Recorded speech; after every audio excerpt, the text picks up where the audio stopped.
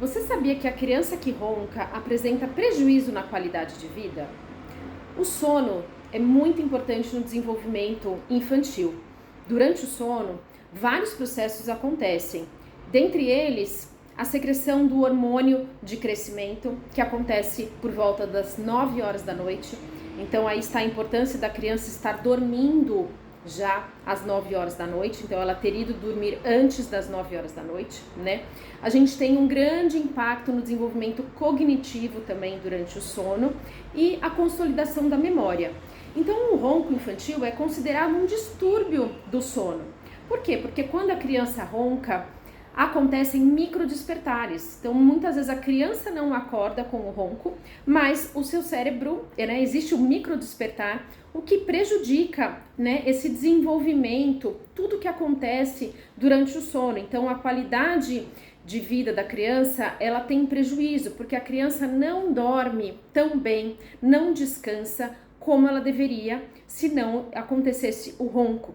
Então, qualquer ronco que aconteça mais de 4 vezes durante a noite e durante mais de uma vez durante a semana, precisa ser investigado, principalmente por um otorrino, para ver se não existe uma obstrução, uma adenoide hipertrofiada que impede a criança de respirar pela boca, pelo nariz, e ela acaba respirando pela boca, né? Ou se existe outras condições que impedem a criança de fazer a respiração pelo nariz, né? A respiração pelo nariz, ela é fundamental. Por quê? Porque o ar, quando ele entra pelo nariz, ele é aquecido, ele é umidificado, ele é filtrado e ele é oxigenado.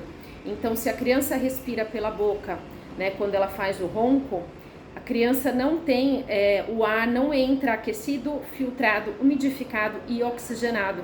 Então, acontece todo um prejuízo durante o dia seguinte, além da noite, a qualidade de vida do dia seguinte é prejudicada. Então, é muito importante que a criança passe por uma avaliação com o otorrino, caso aconteça o ronco, para que a causa seja tratada, numa visão multidisciplinar, então o otorrino junto com o ortodontista, na maioria dos casos, muitas vezes entra a fonoaudiólogo também, para que a criança possa fazer a respiração corretamente pelo nariz.